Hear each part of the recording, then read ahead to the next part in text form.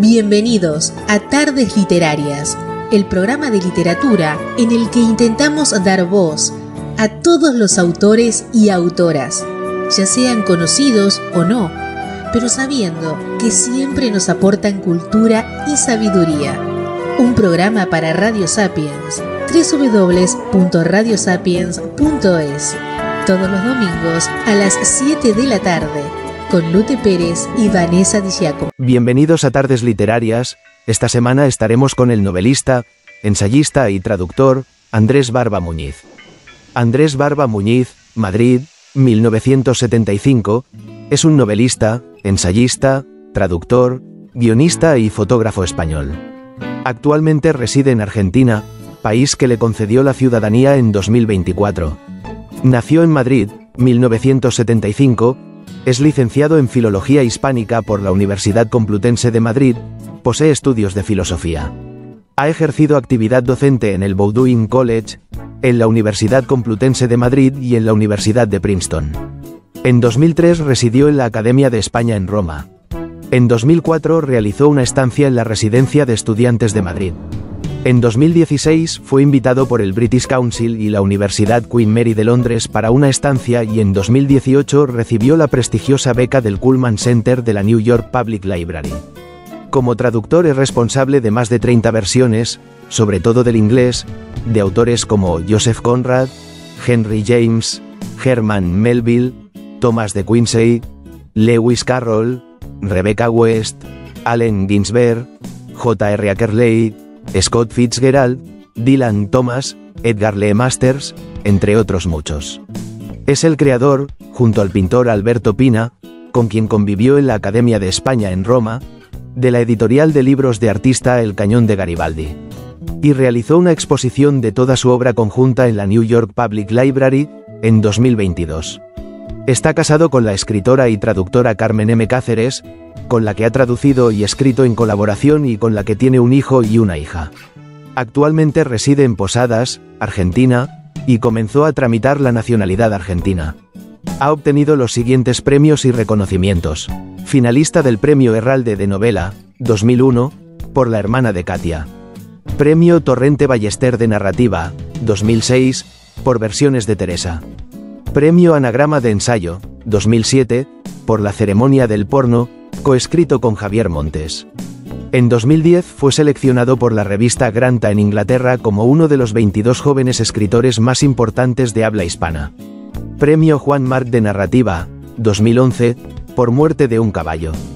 Premio Nord-Sud, Fondazione Pescara Abruzzo, Italia, 2012, por Ha dejado de llover. White Raven Prize, International Jugendbibliothek, Múnich 2012, por Arriba el cielo, abajo el suelo. Finalista del Premio Jaime Gil de Viedma de Poesía, 2016, por Crónica Natural. Premio Herralde de Novela, 2017. Finalista Premio Gregor von Resori, Italia, 2019, Prix Frontieres, Francia, 2021, por República Luminosa. Premio Finestres al Mejor Libro de Ficción en Castellano, 2023, por El último día de la vida anterior. Ha publicado más de 20 libros de ficción literaria, ensayo, crítica, poesía, fotografía y narrativa infantil. Su obra ha sido traducida a 22 idiomas. Ha publicado más de 20 libros de ficción literaria, ensayo, crítica, poesía, fotografía y narrativa infantil. Su obra ha sido traducida a 22 idiomas. Novelas: El hueso que más duele, Premio de Novela Ramón J. Sender, Universidad Complutense, 1998. La hermana de Katia, finalista del 19 Premio Herralde de Novela, Anagrama, 2001. La recta intención, Anagrama, 2002. Ahora tocad música de baile, Anagrama, 2004. Versiones de Teresa, 17 Premio Torrente Ballester, Anagrama, 2006. Libro de las Caídas, Grabaciones Necesarias, 2006. Las manos pequeñas, Anagrama, 2008. Agosto, octubre, Anagrama, 2010. Muerte de un caballo, editorial Pretextos. Premio Juan Marc de Novela Breve 2011. Ha dejado de llover, Anagrama 2012. Lista de desaparecidos, editorial Siberia, 2013. En presencia de un payaso, anagrama 2014, República Luminosa, anagrama 2017. Vida de Guastavino y Guastavino, anagrama 2020. El último día de la vida anterior, anagrama 2023. Ensayos. La ceremonia del porno, 35 premio anagrama de ensayo, 2007. Caminar en un mundo de espejos, editorial Siruela, 2014. La risa caníbal. Humor, pensamiento cínico y poder, editorial Alfa Decay, 2016, poesía. Crónica natural, Visor, 2015. Literatura infantil, Historia de Nadas, Siruela, 2006. La alucinante historia de Juanito Tot y Verónica Flut, Siruela, 2008. Arriba el cielo, abajo el suelo, Siruela, 2011. La microguerra de todos los tiempos, Siruela, 2015. Escucharemos un fragmento de la novela, Ha dejado de llover, publicada por Anagrama en el año 2012, es una novela de Nouvelles, el retrato de una ciudad compuesto por 5 variaciones sobre un mismo tema. Una persona, súbita y accidentalmente, entiende por fin la vida de otra. La paternidad, la infidelidad, la muerte, la incapacidad para comunicar los propios sentimientos, la irrupción súbita del amor, la fascinación por el otro, la arquitectura del deseo, el miedo a la felicidad, los temas centrales que hacen temblar las vidas de los protagonistas de estas excelentes novelas son, en realidad, los temas de cualquier vida, pero Barba tiene la maestría de resolverlos aquí con la extraña iluminación, intervenida, con la que se resuelven en la vida real.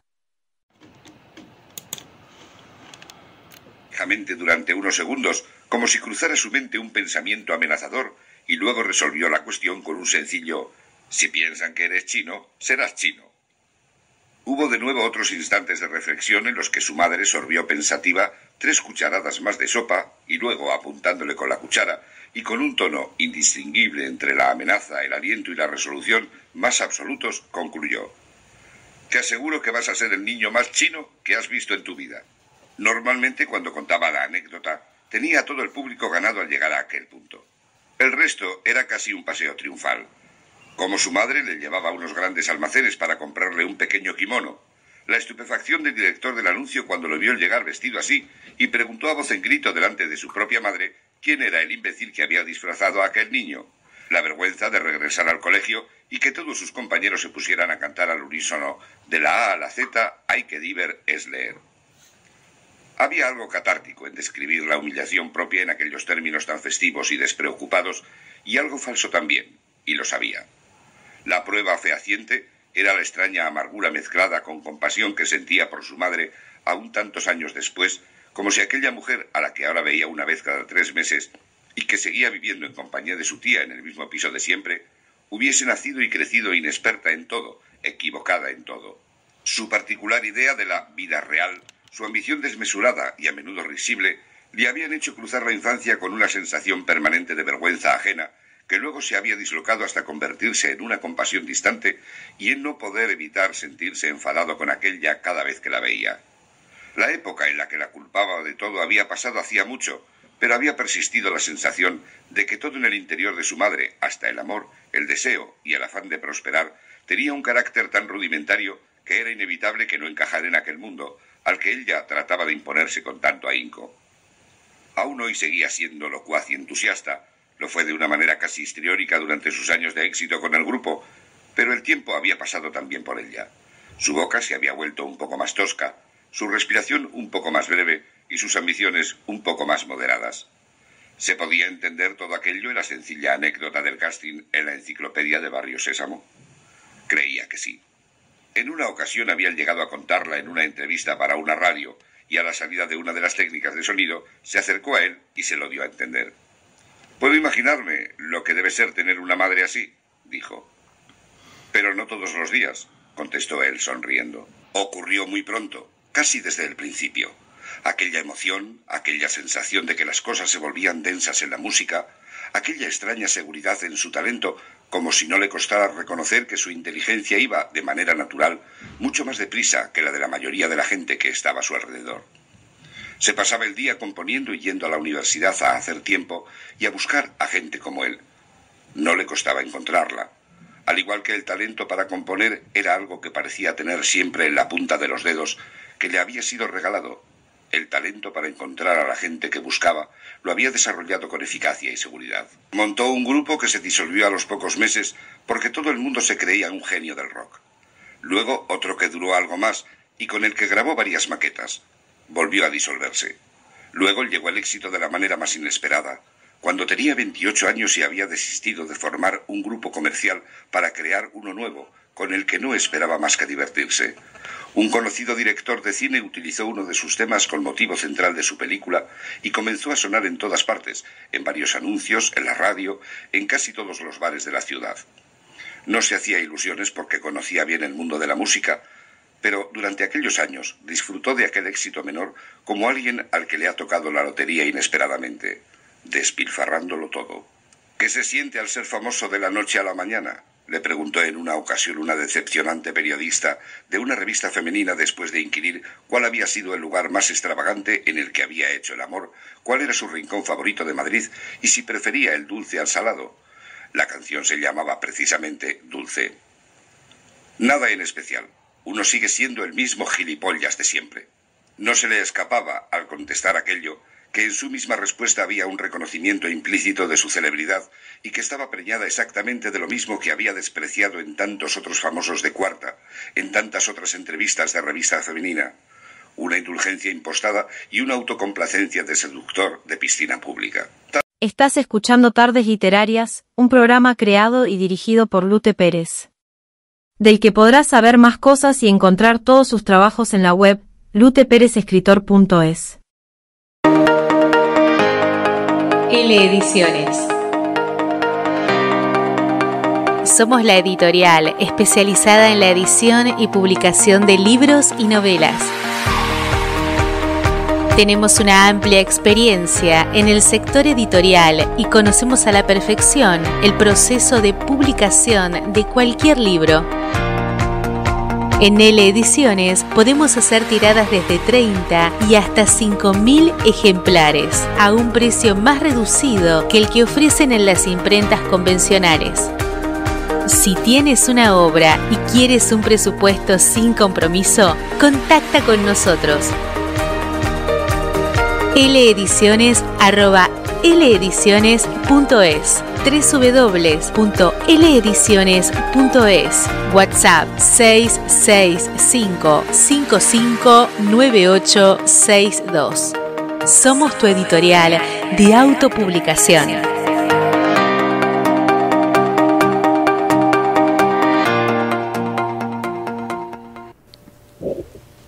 Ahora y como en cada uno de nuestros programas, nuestra compañera Vanessa Di Giacomo efectúa una entrevista al autor, en la cual nos hablará de sus trabajos y de parte de su vida fuera del mundo literario.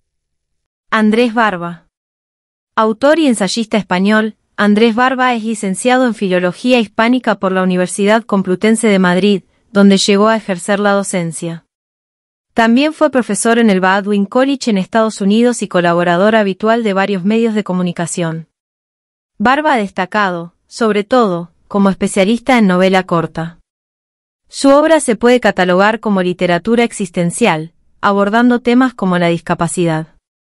En su producción literaria se encuentran títulos como La recta intención, Ha dejado de llover, Ahora tocad música de baile, En presencia de un payaso o República luminosa, entre muchos otros. A lo largo de su carrera ha ganado importantes premios, tanto de ensayo como de novela, como el Anagrama de Ensayo o el Juan March de Narrativa. Su último trabajo es El último día de la vida anterior, publicado por Anagrama en 2023. Hola Andrés, hoy vamos a hablar sobre todo de tu última novela El último día de la vida anterior, pero para empezar cuéntanos no solo de esta novela sino de todas en general. Cuando empiezas una novela haces un planteamiento general, de trama, personajes, etcétera, o es algo que te va surgiendo. Sí, bueno, primero mil gracias por la presentación, pero a ver, la pregunta es la pregunta del millón en realidad, ¿no? Es un poco la pregunta del género y aparte un pelín infructuosa si me apuras, porque en realidad es una cuestión de categorización y clasificación que tampoco nos atañe tanto, ¿no? Pero sí me interesa saber o pensar cómo por ejemplo, un autor realista como Henry James, que es alguien que yo creo que nos una referencia compartida. Yo creo que Henry James no pensaba, no hacía una categorización en términos de su escritura ni de su pensamiento narrativo cuando iba a escribir una novela de fantasmas que cuando iba a escribir una novela realista sentimental, ¿no? No hacía ninguna distinción entre una u otra, ¿no? Y lo interesante es que casi siempre, casi todos los autores de género fantástico o de novelas de fantasmas o de cuentos son autores realistas. Son autores realistas porque el género precisa de algo que tiene el realismo, que es una coherencia implacable. Las novelas de fantasmas, las de género gótico, todas las novelas que implican una escenografía en la que hay que creer para que el libro funcione, implican un alto grado de escritura realista también. Por eso, la conexión entre el realismo y el género de fantasmas o el género gótico es natural, porque se precisan completamente, ¿no? de la una a la otra, ¿no? Y en cuanto al origen, sí ha habido una diferencia con respecto al génesis de otros libros. Otros libros tienen un nacimiento más conceptual. Es decir, como que pienso algo como realmente muy abstracto, en plan, en República Luminosa era en realidad, yo estaba obsesionado con el anarquismo y el socialismo utópico y ese tipo de cosas, ¿no? Digo, ¿qué tal si hago una comunidad infantil anarquista? Entonces estaba pensando como en Peter Pan, en cosas, referencias así, ¿no? En este caso, y yo creo que eso sí es una diferencia con cualquier otro libro mío, pensé en una imagen. Y una imagen. La imagen era el bucle. Entra en una casa y se ve a sí misma haciendo una cosa una y otra vez. La imagen, que es un bucle, a medida que se va repitiendo una y otra vez, se va modificando su densidad conceptual. O sea, al principio puede ser simplemente siniestra, luego irritante, luego casi cómica, luego de nuevo siniestra, luego banal. Al principio ella está fascinada como frente a su propio cuerpo físico, luego de repente le parece ridículo, en fin. La posibilidad de jugar con algo que era lo mismo y que era siempre lo mismo y a la vez siempre distinto, creo que ese es el origen del libro, ¿no? Y esa imagen de un bucle, alguien mirándose en bucle. Entrando en la novela, la protagonista es una agente inmobiliaria que tiene en su cartera de ventas una casa a la que entra para enseñarla y allí donde no debería haber nada, encuentra a un niño. Un niño que no pestañea. Y en lugar de salir corriendo de allí, entra en contacto con el niño y ahí sigue la trama. ¿Cómo se te ocurren estos personajes? Las agentes inmobiliarias me parece como espectacular. Como oficio en sí mismo, todos los que aparecen en este libro son siniestros en un punto. Las agentes inmobiliarias son siniestras, los peluqueros son siniestros, todos es, digamos, muy propio, en algo que es muy propio de las novelas de espectros, que es, el otro día eso leí en Mark Fisher, el verdadero protagonista de las novelas de fantasmas es el tiempo, no son ni los fantasmas ni las casas protagonistas, sino el tiempo. Es un tiempo desquiciado, un tiempo que se ha salido del eje, ¿no? Se ha roto el tiempo y está descompuesto y tiene que volver a componerse, ¿no? Por eso las casas, o sea, Dickens fue, digamos, el genio que dijo, bueno, la casa es un lugar ineludible de la novela de fantasmas, ¿no? Es un personaje más que siempre está caracterizado tienen carácter, son un personaje más que interactúa no de manera igual con todos los protagonistas que acceden a ella, pasados por la casa, otros admitidos por ella, la casa se cierra o se abre según lo desea también. Pero, ¿qué te quería decir? Con respecto a lo que decías de la verosimilitud, claro, con una agente inmobiliaria que entra, ve a un niño en una casa y no se va corriendo. Lo bonito de la verosimilitud y el terror, o el terror psicológico o el terror mental, es como las experiencias traumáticas de la vida, ¿no? Como que la emoción se produce, pero nunca donde pensábamos que se iba a producir. Ves morir a tu padre y sientes un enorme dolor, pero corrido de tiempo, ¿no? O en un tiempo que no correspondía, o en un espacio que no era el que habías previsto. Lo interesante de la realidad en los episodios traumáticos es que da lo que uno había esperado, pero de una forma distinta, ¿no? Ella tiene miedo, de hecho ella tuvo miedo durante toda su vida de que algo así ocurriera. No tiene miedo exactamente del contenido que ocurre, sino de una cosa extraña, que es no siento lo que tendría que sentir. En realidad se transfiere el lugar del miedo del objeto que estás viendo a ti mismo como receptor. Estoy haciendo lo que se suponía que iba a sentir, ¿no? ¿Qué pasa? ¿Qué está mal conmigo?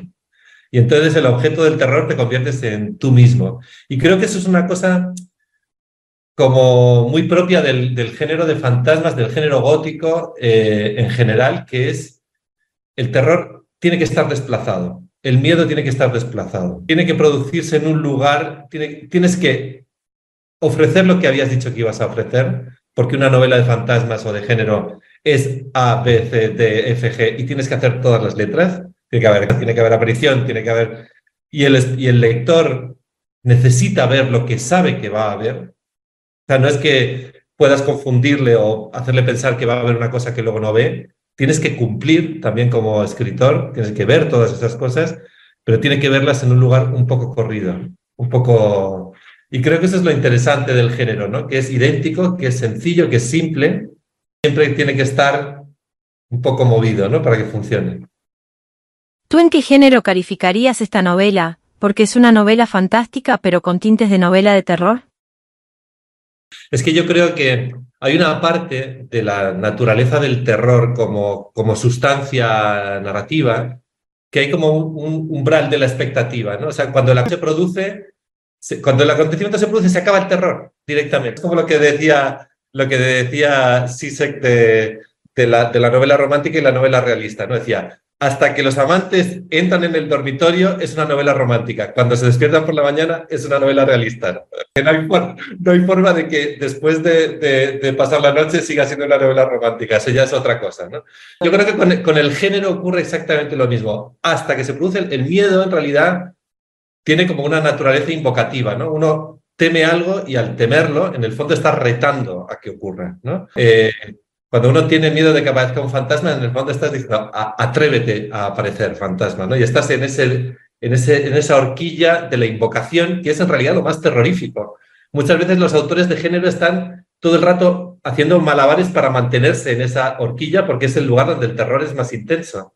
Cuando lo cruzas, entras en otro lugar de extrañeza, pero que no es exactamente el del terror, ¿no? Que es otra cosa. Entonces, habría que definir eso, pero totalmente de acuerdo. Una curiosidad que tenemos. ¿Por qué ese recurso de los niños, ya que no es solo en esta novela donde tratas el tema? A ver, es el tema, así podríamos hacer un seminario solo sobre el tema de la infancia, literatura, política, acción colectiva, en fin.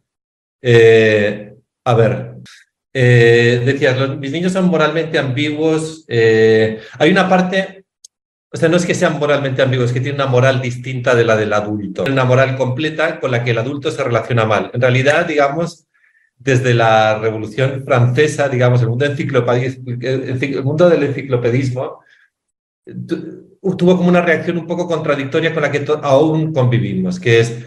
Por un lado, generó como la envidia del niño como criatura precivilizada, ¿no? O sea, alguien que no tiene obligaciones civiles, que está entregado a sus sentidos, que tiene que ser domesticado, tiene que ser civilizado, pero en el fondo vive en un mundo totalmente dichoso porque está sin control, ¿no? No tiene un control sobre sí mismo, ¿no? Que en el fondo, según... los enciclopedistas sean como el origen de todos los daños, de todo el sufrimiento. En fin.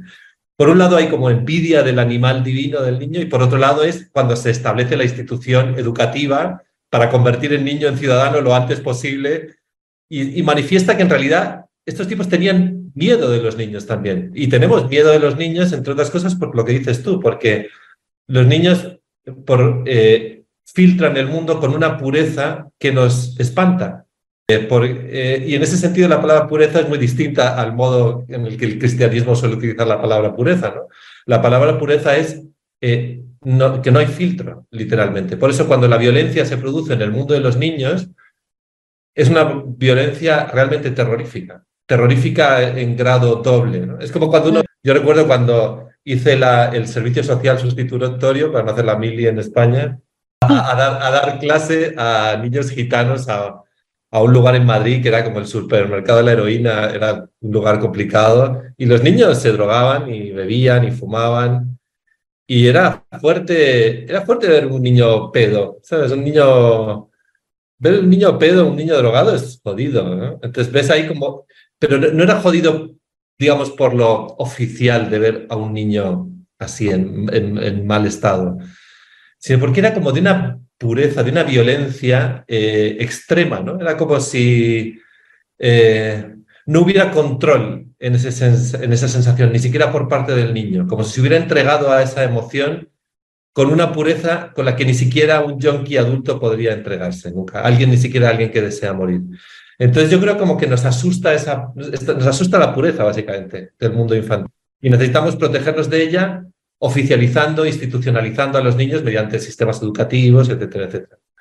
Entonces, mis niños tienen en común que olvidan, se cierran al mundo ético y moral de los adultos y viven en un mundo propio. En la novela hace referencia a Alicia en el País de las Maravillas. ¿Cuánto tiene que ver con esto de caer en un bucle, en un mundo paralelo? A ver, la cita de Alicia tiene dos versiones. Una tiene que ver con lo que dices tú. Una tiene que ver con lo que decíamos antes de que el tiempo es el verdadero protagonista de las novelas de fantasmas, ¿no? El tiempo es el protagonista innombrado. Por eso esa cita, ¿no? Un minuto es para siempre. Eso es. La definición de para siempre es un segundo, ¿no? Puede llegar a ser un segundo. Y lo interesante que establece Alicia es a través de la casa, en este caso es la madriguera, pero en cualquier novela de espectros es la casa, que es el portal. Un portal establece una distinción entre dos mundos.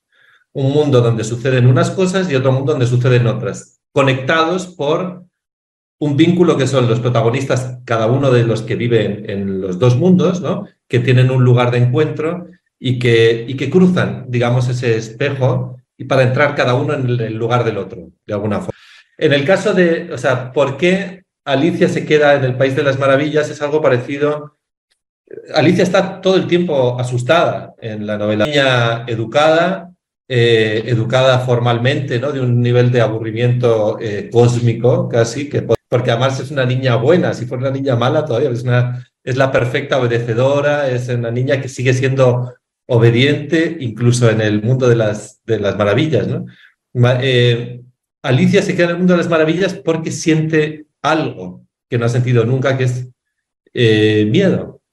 Yo creo que en el fondo cuando uno cruza el lugar, cuando cruza el portal, empieza a sentir. Lo que le ocurre a la protagonista de esta novela es que es algo como muy compartido también, o que todos hemos sentido mucho, sobre todo en este mundo pandemia y pospandemia, es que está insensibilizada con respecto a la realidad, ¿no? Ya no siente nada. Operativa y funcional, hace bien su trabajo, tiene pareja, vive en una casa, va todo bien, tiene sus amigas, tal, pero está, de repente, entra en un lugar en el que es una sacudida y, a pesar de ser un lugar terrorífico, es un lugar en el que siente cosas, ¿no? Ese es básicamente por nuestra preferencia por el género y nuestra ida y vuelta con respecto al género de terror. Uno, que queremos ver, ¿qué es lo que queremos ver? ¿O qué queremos leer leyendo una novela de terror o viendo una película de terror? En realidad lo que queremos ver, y considerando que todos los elementos que la componen son muy sencillos, es ver nuestro miedo en movimiento, ¿no? Ver nuestro miedo en acción, ver cómo se activa nuestro miedo, porque en realidad casi todo lo que estas novelas o estas películas funcionan mejor, en cierto modo, cuanto más sencillas son, porque te dejan utilizar todo tu miedo y proyectarlo en la historia que estás leyendo, ¿no? Si una persona consigue leer este libro proyectando toda su insensibilidad hacia la realidad en la de esta protagonista, estará absolutamente dentro de la historia. Sabemos que la novela fue escrita durante el confinamiento y el que se desarrolle dentro de esta casa tiene algo que ver con el encierro que sufrimos. Sí, bueno, la idea original es una idea previa a la pandemia, es una idea de hace bastante tiempo, de hace casi 8 o 9 años, pero lo que produjo la pandemia realmente fue vivir en un cuento de terror, literalmente, ¿no? Pero a todos los niveles, también a nivel Casa Encantada, Tiempo Suspendido, a todos los niveles, ¿no? Donde el espectro éramos nosotros mismos, donde la percepción del tiempo estaba trastocada, donde el pasado se volatilizaba, se devolvía como irreal y el futuro incognoscible, ¿no? y estábamos atrapados en un bucle en el que ya no sabíamos, habíamos tenido un poco, el tiempo se había desquiciado, ¿no? Como decía Dickens que ocurría en las novelas de terror, ¿no? Ya no sabíamos si había ocurrido mucho tiempo, poco tiempo, si los propios sentimientos se hacían elásticos y cambiantes. Yo creo que es un libro en el que el trauma colectivo que vivimos todos en la pandemia está sublimado, digamos, en forma literaria, ¿no? Porque yo creo que no hay peor veneno para la taquilla que una novela sobre la pandemia, ¿no? Debe ser como lo último que queremos leer es sobre la pandemia, ¿no? Aparte hay una sensación de irrealidad total, como si tampoco hubiera ocurrido realmente, ¿no? Punto. Leyendo este libro estás casi viendo una película. ¿Es una novela pensada para llevar al cine o es una casualidad? A ver, no. O sea, yo creo que este libro, como decía al principio, que más relacionado con una imaginación visual escrito en mi vida. Y hay varias imágenes. O sea, yo creo que hay un cineasta que sí está muy presente en el diseño del libro, que es Tarkovsky. Tarkovsky, que curiosamente no trata, bueno, trata un poco el cine de género, ¿no? O sea, Stalker, por ejemplo, es una película de género. Bueno, Solaris, por supuesto, ¿no? Pero las películas que me interesan no lo son, El Espejo, sobre todo, no lo son tanto. Sin embargo, son películas de miedo en un punto, ¿no? De escenografía. Porque para mí lo que hace que una historia se convierta en una historia de fantasmas es básicamente escenográfica.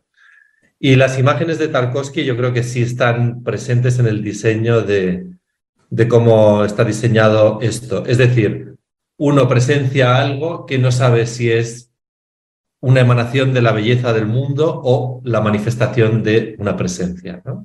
Hay muchas escenas de Tarkovsky que son así. Hay una chica en el campo y de repente hay una sombra de viento que cruza el campo a toda velocidad.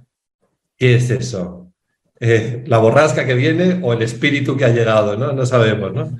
Tal vez las dos cosas a la vez, ¿no? Y esa estar jugando en un plano literal y en un plano metafórico al mismo tiempo es lo que hace que las imágenes funcionen. Dinos alguno de tus autores de referencia. Que considero autores de terror, autores que no son oficialmente de terror, como Conrad. Para mí es como la referencia más ineludible. A mí Conrad siempre me da miedo. Me parece que esencialmente es un autor de terror en muchos sentidos, ¿no? Y que además utiliza para el terror a lo que nos es más natural, que es la civilización, que es aquello que supuestamente nos protege del horror y del terror. Conrad siempre invierte los términos y la civilización se convierte en el terror, y eso me parece muy fascinante. Para mí, mi novela clásica de terror y la novela que más me hizo pasar un miedo que yo creo que en retrospectiva ninguna novela me volverá a hacer pasar, fue Drácula de Bram Stoker, que es una novela para mí iniciática también, porque la leí con 13 años, ¿no? Pero creo que con 13 años hay una forma de entregarte al terror que luego se desvanece un poco también, ¿no? Ahí hay una forma de entregarte al terror que es identitaria en un punto, ¿no? Y el contacto con esa novela fue fortísimo y muy importante. Y luego, pues muy compartidos, James y Lem, que son dos autores como que siempre te dan ideas nuevas.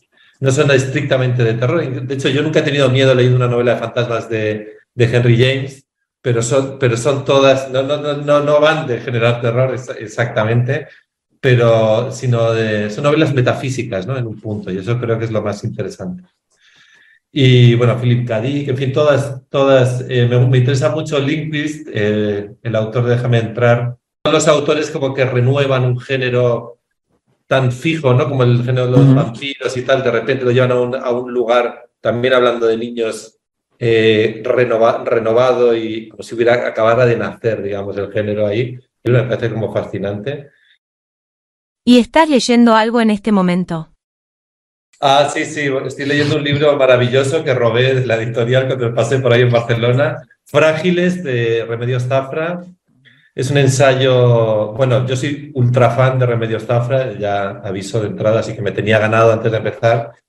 Esta es como una especie de cara B, que en realidad es una cara A del entusiasmo del ensayo con el que ganó el premio Ralde, que es un ensayo sobre la precariedad, No exactamente sobre la precariedad, sino precisamente sobre la fantasmagoría, ¿no? O sea, sobre cómo la precariedad está sostenida por la fantasmagoría de un progreso que no se va a producir nunca, ¿no? Cómo la precariedad precisa de nuestra intervención activa por mantener una ficción. Hablando de novelas de terror, este es un ensayo de terror, literalmente, ¿no? Entonces yo creo que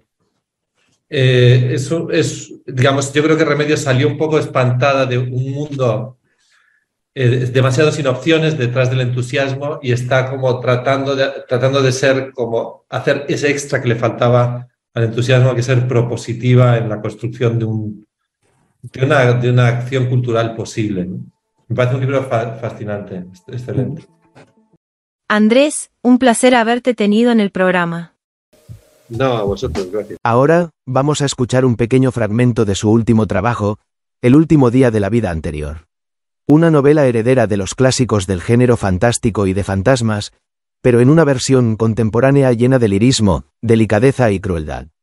La empleada de una inmobiliaria prepara una casa vacía para la visita de unos compradores cuando se encuentra en la cocina con un niño de 7 años que no pestañea. La aparición se repetirá y la mujer dejará atrás su mundo cotidiano para, como la Alicia de Lewis Carroll, atravesar el espejo. Lo que hay al otro lado es un tiempo suspendido, un bucle y una vida.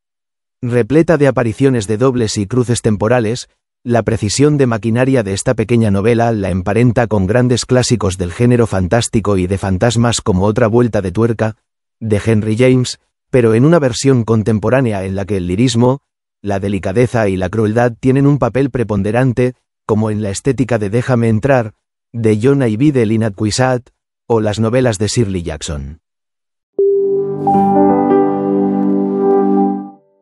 Editorial Anagrama presenta El último día de la vida anterior, de Andrés Barba. Narrado por José Posada. Para Charo, que llegó en el momento preciso. ¿Cuánto tiempo es para siempre?, preguntó Alicia. A veces solo un segundo, respondió el conejo blanco. Lewis Carroll. 1. Sucede así. Ve al niño el primer día de venta de la casa mientras limpia la cocina entre las visitas de 2 clientes. Abre el grifo para aclarar el trapo y al cerrarlo y darse la vuelta se lo encuentra en una de las sillas. Tiene unos 7 años, aspecto embobado y un uniforme de escuela marrón. No es una entelequia, sino un cuerpo tan real como la balda o el fregadero. A primera vista le produce el leve rechazo que siempre le ha producido la gente rica. Ese aire teatral, de figurín, aunque suavizado por la infancia. Las manos reposan sobre las rodillas y lleva unos botines negros, sin calcetines. El flequillo le cae sobre la frente con una pulcritud distante. Parece un ladrón pequeño cuyo ideal secreto fuera ser admitido, pero no hace ningún intento por parecer simpático ni por disculparse. Tras la primera sorpresa, sin poder determinar qué tiene de extraño, se concentra en su mirada. El niño parece tan familiarizado con el espacio que resulta absurdo preguntarle de dónde ha salido. Es una emanación natural de las paredes, de ese aire repleto de polvo dorado en suspensión. Ni siquiera se mueve, como si esperara la merienda desde un tiempo remoto. Por su parte, ella no siente ningún miedo, solo un leve estremecimiento. Un abejorro de verano golpea el cristal desde el interior y durante unos segundos eso es lo único que ocurre. La insistencia del abejorro, la cocina vacía de una casa vacía, la sorpresa de una agente inmobiliaria de 36 años ante un niño de 7 que la observa. Un niño, lo descubre ahora, que no ha pestañeado una sola vez. Piensa que es una señal de que esta casa no se venderá nunca. Es como ese niño, demasiado refinada y poco práctica. Una casa para ese tipo de ricos de mediados del siglo XX que privilegiaban la arquitectura racionalista sobre la comodidad y la ostentación. Hoy nadie estaría dispuesto a pagar tanto dinero por una casa que ni es cómoda ni muestra abiertamente el dinero que vale. Se lo dijo a su jefe de la inmobiliaria la primera vez que se la enseñó, que la casa era un hueso, que se iban a pasar meses enseñándola a estudiantes de arquitectura y al final la iban a dar por imposible. Ahora, tras una semana arreglando las 2 plantas, el garaje y el jardín, estudiándose el dossier del arquitecto y dando instrucciones a los pintores para que la dejen impecable, esto. Casi está a punto de echarse a reír, pero hay algo en la mirada del niño que se lo impide. No solo el anacronismo de su ropa. El hecho de que no pestañee le da a su mirada una condición neutralizante, como si todo lo que captaran esos ojos quedara inmediatamente impregnado de algo desnudo, reducido a un esquema elemental. Y sin embargo no es siniestro, aunque podría serlo, como un muñeco demasiado realista no es siniestro cuando se lo confunde con lo que parece, pero sí cuando se descubre lo que es. Su misma presencia, a pesar de ser sólida, tiene algo inestable. También sus sentimientos hacia él son inestables. Es la primera vez que le ocurre algo así, y paradójicamente no le produce la inquietud que había imaginado. Durante años, en otras casas, la sensación de ser observada a veces la ha llevado a caminar con el corazón en la boca hacia la salida. Ahora este niño la mira sin pestañear y ella no siente ningún temor, solo un vago rechazo por sus privilegios. «¿Qué quieres?», le dice. Y como el niño lo contesta, vuelve a preguntarle casi de mal humor. «¿Qué quieres?». Entonces él hace ademán de levantarse y ella da un paso atrás. Todavía tiene en las manos los guantes de goma con los que ha repasado la cocina, y eso le da un aspecto entre oficinista y empleada del hogar que hace sonreír al niño, o eso le parece a ella. «Escucha», continúa un poco absurdamente, como si hablara un perro. «No puedes estar aquí, ¿entiendes? Van a venir unas personas». Piensa que tal vez, aunque lo está viendo, la distancia entre los dos es infinita, y eso le produce cierto alivio. Hay tantas formas de no responsabilizarse que esa no parece la peor de todas. Y sin embargo, el niño sí reacciona. Se incorpora y alza la mano para despedirse. Ella hace lo mismo. Y en ese último instante, en el breve intervalo en que se da la vuelta y sale hacia el pasillo, y ya no le ve más, a ella le parece que en ese cuerpo diminuto hay una angustia animal, una angustia casi insoportable. Nunca le ha gustado indagar, husmear, pedir explicaciones. Le gusta su trabajo en la inmobiliaria y poco más. Es una especie de don, igual que otras personas tienen el de hacer un deporte o una destreza musical. Desde muy joven percibe las casas como en un reflejo automatizado. Sabe cómo son al instante, con solo poner un pie en ellas. Donde para la mayoría de la gente no hay más que cemento o ladrillo, para ella hay cuerpos, caracteres, una carne íntima y moldeable. Y sin embargo, a diferencia de las casas, las personas que viven en ellas le parecen casi siempre irreales, sus sentimientos y rostros inaccesibles. Tal vez, ha llegado a pensar, las casas son solo un pretexto, un puente para tocar aquello que no puede tocar en las personas. No sabe. Solo sabe que le gustan, que se le da bien arreglarlas, venderlas, alquilarlas, que se siente como un puente entre seres que no se conocen y se buscan. En ese espacio, mejor o peor, ha encontrado su lugar en el mundo. No se pregunta más. Al fin y al cabo, no ser emotiva es lo que favorece que ellos lo sean. Tampoco sufre demasiado por lo que no puede tener. Bajo esa fachada se ha resignado a una insensibilidad más o menos congénita. Medio en serio, medio en broma, se dice que su propio carácter es un poco como esas mentiras lavadas de los anuncios por palabras. Impecable, luminosísimo, recién reformado. Esas expresiones ante las que solo vale la credulidad o el cinismo y que de hecho se confirman como ciertas o falsas, más que por la luminosidad real o la reforma más o menos patente, por el deseo de que haya luz, de que esté todo por estrenar. En última instancia, afirma a veces, todo es cuestión de deseo. Quien busca una casa solo ve lo que quiere ver. Quizá por eso le descoloca tanto el episodio del niño. ¿Qué se supone que debe hacer con esa energía irresuelta? Durante años, el miedo de que sucediera algo así ha funcionado en ella como un reclutamiento del deseo. Ahora la realidad es casi un agravio.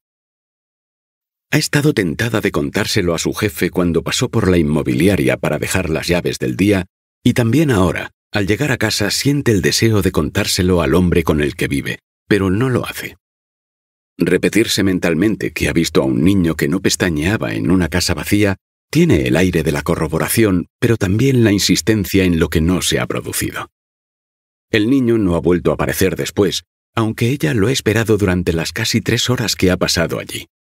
Tal vez por eso, cuando el hombre con el que vive le pregunta cómo le ha ido el día, ella opta finalmente por decir que normal, y le habla luego de la casa, una casa para ese tipo de ricos de mediados del siglo XX que privilegiaban la arquitectura sobre la comodidad y la ostentación, y que hoy nadie estaría dispuesto a pagar tanto dinero por una casa que ni es cómoda ni muestra abiertamente el dinero que vale.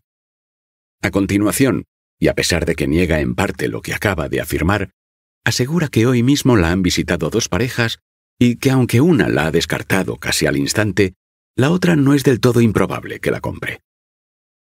Ha visto la dinámica tantas veces que casi le hace sonreír. Una o uno es fuerte, el otro o la otra más débil. Uno insiste, el otro resiste. Al final alguien gana, casi nunca el previsible, casi siempre el más lógico. El hombre con el que vive le pregunta cómo es la disposición y ella contesta que tiene casi 300 metros cuadrados en 2 alturas, 4 habitaciones, 3 baños, un comedor y una biblioteca, y hasta un jardín trasero con una pequeña piscina. Eso sí, la planta es tan enrevesada que se necesita espacio se esté donde se esté. Por no hablar de la luz, que por algún motivo parece inexistente a pesar de la cantidad de cristaleras. Lo piensa ahora por primera vez. Siempre le pasa lo mismo. Tiene la sensación de que comprende las cosas cuando las explica. Entiende ahora que esa casa se hace amable al recorrerla, pero no al detenerse. Y luego, cuando acaba de decirlo, piensa de nuevo en el niño, en esos ojos de pestañas inmóviles, en cómo salió de la cocina y se dio la vuelta hacia el pasillo, exactamente como lo haría alguien que se dispone a hacer un recorrido habitual, repetido infinitas veces sin descanso. Entiendo, dice el hombre con el que vive. Ella asiente mirándolo y piensa que en realidad tampoco había nada que entender, pero él sonríe y ella sonríe de vuelta. No le quiere, pero así es como le quiere. El hombre con el que vive es grande, tal vez demasiado. Ella se sintió atraída por él cuando lo conoció hace 2 años, el día que le enseñó esta casa en la que han acabado viviendo juntos. Le agradó su cuerpo, y también que su corazón estuviese exhausto de otro compromiso, su mezcla entre funcionario de la educación y su espíritu sentimental. Cuando empezaron a salir, casi lo único que sabía de él era que trabajaba como profesor de biología en la facultad, que había escrito un libro sobre el imprevisible tema de los hongos. Después de mostrarle la casa, el hombre la invitó a tomar algo y ella sintió que acabarían viviendo juntos. Él habló de hongos con nombres imposibles de retener: Crepidottus, Micena interrupta, Marasmius, y le enseñó en el móvil fotografías de unas criaturas de otro mundo, bellas y siniestras como accidentes dérmicos. Ella pensó que en su interior todo se movía con lentitud. Al principio quererle fue casi un reflejo. Por primera vez en su vida se decidió a hacer lo que se suponía que debía hacer, solo para comprobar si a continuación sentía lo que se suponía que debía sentir. Daba por descontado que le dejaría más tarde o más temprano, y que él sufriría, y tal vez también ella, pero de una manera indulgente. Le gustaba su erudición y el dolor de su matrimonio previo, que había dejado en él una dureza herida. Le intrigaba saber hasta qué punto ella podía penetrar ese hueso. Y algo más, ella nunca había convivido con nadie. Él parecía la persona ideal para fracasar en ese intento. Luego, contra todo pronóstico, la convivencia fue suave, punteada por momentos de holgazanería. El hombre con el que vive, al igual que los hongos que estudia, ha ido desplegando lentamente sus esporas, que han resultado ser delicadas, y ella se ha acomodado. Cuando se mete en la cama, siente cómo el peso hunde el somier y el hombre apaga la luz. En la oscuridad lo recuerda mejor: el niño. El uniforme no parece exactamente marrón, sino beige. El pelo no exactamente negro, sino castaño. Parece un poco relleno, pero con un sobrepeso cordial y desacomplejado. Bajo el flequillo los ojos resultan más pequeños de lo habitual, demasiado sensibles a la luz. No hay en él ningún signo de timidez, más bien una especie de curiosidad. Y también algo desplazado en cómo la mira, o más bien en la forma en que su mirada recorre su cuerpo sin pestañear, cristalizada, recopilando por partes todos sus rasgos. «Hoy he visto a un niño en la casa», susurra. El hombre con el que vive no se mueve en la oscuridad. «¿Y?», pregunta tras unos segundos. «Nada». «¿Has visto a un niño en la casa y nada?». «Sí», responde ella. Y cuando el hombre se da la vuelta, ella ve 2 pozos acuosos con un leve resplandor desconcertado. Un segundo después se ríe a carcajadas. Y ella se ríe también. De alivio, de que él esté allí. Pero sobre todo, de no haber hablado todavía. Al día siguiente va a las 8 de la mañana a recoger las llaves a la inmobiliaria. Normalmente llega un poco antes que sus compañeros. Se sienta junto a la máquina de café y repasa en el móvil las visitas del día, escribe mensajes para confirmar con las parejas que van a ir a visitar las casas, se hace un plan mental de cuánto tardará en trasladarse de un lugar a otro, si le dará tiempo a comer o tendrá que engullir un sándwich en el camino, si el perro del jefe, que se pasa el día en el baño de la inmobiliaria porque es demasiado viejo y está demasiado enfermo, la dejará trabajar con sus gemidos. Un día de trabajo es algo que debe ser domesticado. A veces come en las casas que está vendiendo, sentada en el suelo, imaginando la vida que se produjo allí. Para ella, la voluptuosidad de los lugares es un tema muy serio, casi lo único serio en realidad. Piensa en las casas de un modo superior al de las personas que las habitan. Al fin y al cabo, no es tanto una cuestión de existir como de perseverar en la existencia. Las casas, le gusta añadir a veces, deben de reírse de la ilusión de que sus dueños las poseen. Nada se lo recuerda tanto como el hecho de estar ahí en esos momentos en que han quedado vacías, cuando los inquilinos acaban de marcharse, pero su vida reverbera todavía y las sombras aún muestran dónde colgaban los cuadros o reposaban los muebles, qué lado estaba más transitado por el pasillo, qué azulejo del baño se caía a perpetuidad. Le basta asomarse al dormitorio para saber qué lado de la cama recibía siempre el sol al amanecer. Entrar en una casa para percibir algo ofuscado en ese recibidor que, sin embargo, es necesario cruzar para entrar en la cocina. Allí vivió alguien infeliz. ¿Por qué? Porque el parqué no está quemado bajo la ventana del salón, señal de que nadie abrió esa cortina. Allí vivió alguien dichoso. ¿Por qué? Porque se cocinó primorosamente en ese horno gastado. Puede que se equivoque, no importa demasiado. Lo importante es que, incapaz como es para tocar a las personas en su vida real, las toca en esos estadios intermedios. En los restos de un olor, en las paredes donde se dejó los ojos un opositor, en el baño en que lloró la adolescente, en la sombra en que se apoyó una cabeza al dormir durante años. Y cuando siente esas vidas, ni siquiera prueba el deseo de hacerlas durar. Minúsculas como la suya, le agradaba esa confabulación particular de contingencias. Siente que basta ese roce. Pero esta mañana comienza también con una transgresión. Antes de la ronda de visitas, se acerca a un cerrajero y hace una copia de las llaves de la casa del niño. Nunca ha hecho algo así. Siempre se ha tenido por inquebrantablemente honesta. A pesar de que las mordidas, los pagos en B, los chivatazos son gajes naturales de su oficio, su abstinencia de caer en ellos tiene algo de sospechoso. Del mismo modo que el perdón es un gesto más soberano que el castigo, a veces le parece que en ella la honestidad esconde un vicio más censurable que la codicia. Ahora, al ver cómo el cerrajero hace la copia en ese aparato que le ha fascinado toda la vida y que rebana la matriz de la llave genérica con la que se empareja a su lado, se da cuenta de que la honestidad también ha sido para ella una especie de carencia, como la que impone esa llave rígida a la otra sin formar. Su jefe siempre afirma que ella es la única persona absolutamente honesta que conoce. Más aún, lo repite a veces en un tono grave, otras levemente burlón.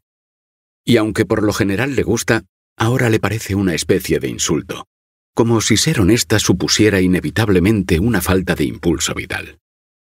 Cuando le dan la copia, siente el vértigo de tener en la mano algo que ha nacido solo para estar oculto. Todavía indecisa, antes de pagar, coge cada una de las llaves y la cierra en un puño. Luego repasa con la punta del pulgar la cordillera diminuta de la copia. Regresa por primera vez esa misma tarde, cuando una pareja de señoras cancela una visita y se ve con una hora libre. Son las 6:15 y está sola en la inmobiliaria. En el cuarto de baño se oyen los gemidos del perro y al pasar a su lado le hace una caricia distraída, más que por afecto, para que deje de gemir. Luego coge un taxi y da la dirección de la casa. A veces le ocurre. El exceso de celo en los detalles le impide ver la totalidad más elemental. Bien mirado, el frontal parece una cara achatada. No lo había sentido así la primera vez. Al entrar, descubre que hay más luz que por las mañanas. Una luz que favorece el espacio e ilumina los pasillos. Y también el cuarto de estar, gracias a la cristalera que da al jardín. La casa parece ahora más hermosa y severa. En la biblioteca y los dormitorios de la segunda planta hay un lucernario semitransparente que genera una iluminación oriental, blanca y sin centro, como filtrada por un papel de arroz. La elegancia se revela tanto más cuanto menos perceptible resulta para una mirada distraída. Todo huele a pintura fresca. Piensa ahora justo lo contrario de lo que pensó la primera vez. Que el arquitecto que diseñó esta casa amaba la luz, esta luz. Se repite también, durante esos minutos, la sensación de tránsito, como un arroyo liviano pero permanente que hubiese marcado una roca a lo largo de muchos años. Sale del dormitorio y por algún motivo sabe hacia dónde se tiene que dirigir. Sabe que no debe bajar directamente las escaleras, sino pasar por el segundo dormitorio y luego por el baño. Es como si la propia casa la empujara silenciosamente, de un lugar a otro, de un dormitorio al siguiente, pasando luego por la biblioteca, para más tarde abandonarla a su rumbo.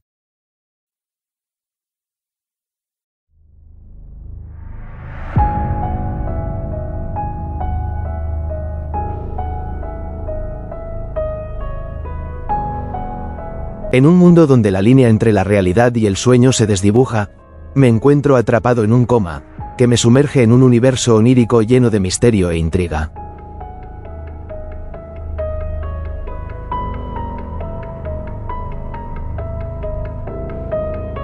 Durante 4 meses, mis sueños se convierten en un laberinto de emociones y enigmas, donde cada rincón revela secretos ocultos y personajes enigmáticos que parecen conocer mi historia mejor que yo mismo.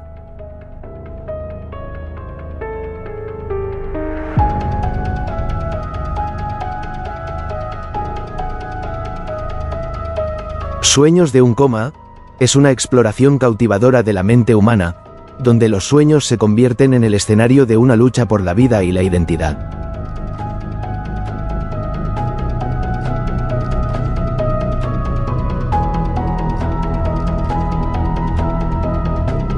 ¿Lograré despertar antes de que sea demasiado tarde? A medida que navego por este paisaje surrealista, me enfrento a mis miedos más profundos y a recuerdos olvidados, mientras intento desentrañar la verdad detrás de mi estado.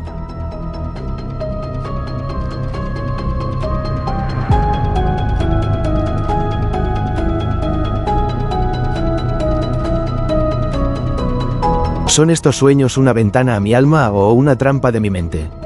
Con cada revelación, me acerco más a la clave que podría liberarme de mi letargo, pero también a un oscuro secreto que podría cambiar mi vida para siempre. Sueños de un coma, una novela de Lute Pérez, que puedes adquirir en la web luteperezescritor.es. Vivimos en una sociedad que parece cada vez más alejada de la autenticidad humana y de lo que realmente significa vivir de acuerdo con nuestras necesidades profundas. La próxima semana con otro autor el sistema educativo, que nos contará en particular, todo sobre su se ha trabajo. convertido en una fábrica de conformismo, donde lo que se valora no es el pensamiento crítico ni la creatividad, sino la repetición mecánica de contenidos y la obtención de premios superficiales. Las personas son educadas para cumplir expectativas externas en lugar de ser guiadas a explorar sus propios intereses y potenciales. Este modelo educativo no solo limita el crecimiento personal, sino que también produce una sociedad de conformistas que repiten sin cuestionar. En lugar de aprender a pensar de manera independiente, los estudiantes son incentivados a seguir un camino que no promueve la libertad real ni la diversidad auténtica. La igualdad forzada y la obsesión por los resultados numéricos han sustituido el desarrollo integral de la persona. Los seres humanos son complejos, cada uno con sus propias capacidades, talentos y perspectivas, y la verdadera libertad se logra cuando podemos abrazar nuestras diferencias sin ser forzados a encajar en un molde rígido. Además, la situación se complica aún más por el sistema burocrático que, a menudo, se centra más en la apariencia que en el contenido real. Centros educativos y cursos que no cumplen con su misión de formación profunda, llenos de vacíos materiales y profesores que, aunque bien intencionados, carecen de la preparación adecuada para enseñar, refuerzan la sensación de que todo es una farsa en este panorama. Hemos sido testigos de una nueva ola de influencia de la inteligencia artificial IA, que, aunque puede ofrecer enormes posibilidades, también presenta riesgos significativos. Muchas personas han comenzado a utilizar herramientas de IA para realizar trabajos que antes requerían formación especializada, como en el caso de los abogados, escritores o incluso artistas. La facilidad de acceso a estas tecnologías ha permitido que personas sin la formación adecuada se atrevan a ejercer profesiones para las que no están realmente preparadas. Además, muchos individuos oportunistas, que antes carecían de las herramientas necesarias para acceder a ciertas profesiones, ahora se encuentran en la IA una vía rápida para demostrar su incumbencia. Estos son los que, aunque no poseen la experiencia ni la formación profunda, utilizan la IA para dar una apariencia de competencia. La IA no reemplaza la experiencia humana ni la sabiduría práctica, y este fenómeno de oportunismo puede llevar a la creación de trabajos superficiales y sin calidad, sin la comprensión profunda que debe acompañar a cualquier ejercicio profesional. La IA, aunque útil, no puede suplir la necesidad de un verdadero desarrollo profesional ni el compromiso ético que las profesiones requieren. Como otras cosas, es interesante cuestionar seriamente, ya que, el sistema está deshumanizando a las personas al negarles la oportunidad de desarrollar su pensamiento crítico y actuar de acuerdo con sus propias pasiones. La verdadera libertad y autenticidad solo se alcanzan cuando comenzamos a dejar atrás los moldes preestablecidos, a liberarnos de la presión por encajar en un sistema que premia más lo superficial que lo profundo. La educación debe centrarse en formar individuos conscientes, capaces de pensar por sí mismos, de cuestionar lo que se les dice, de explorar su propio camino y de aprender a ser humanos verdaderos en lugar de simples piezas de un engranaje que les da premios o certificados. En esencia, migajas. La IA debe servir como herramienta complementaria, pero no como sustituto de la experiencia real ni de la formación sólida practicando la incumbencia negativa. Pero entonces, ¿cómo podemos equilibrar la eficiencia de la IA con la calidad humana que aportan las profesiones sin incumbir y sin criminalizar la verdadera profundidad? Estamos a tiempo de reflexionar sobre el modelo en el que estamos inmersos, y de hecho hay grupos que están investigando esta ola de egos. Vivir en una sociedad auténtica, donde la libertad individual y variedad desigual sean los pilares, solo será posible si empezamos a cuestionar el sistema que nos ha moldeado. Debemos dejar de vivir una mentira colectiva casi cristalizada y empezar a formar seres humanos que no se conforman con repetir sin pensar, sino que se atrevan a cuestionar, a explorar y a ser genuinamente libres. Solo entonces podremos empezar a vivir en un mundo más auténtico y justo, donde el ser humano es el centro y no la maquinaria. Cabe destacar que la libertad de opinión de una persona no debe nunca impedir o limitar la libertad de opinión de otra persona o personas. Todo debe ser posible en un mundo diverso con criterios propios y sin imposiciones. Radiosapiens.es. Opinión, opinión, opinión. Nos seguimos leyendo, escuchando y compartiendo. Sencillez y orden.es. Les sugerimos entren a las siguientes plataformas tecnocientíficas activas de ámbito internacional: Radiosapiens.es y revistanube.com. Actualidad y máximo rigor científico, cultural y divulgativo.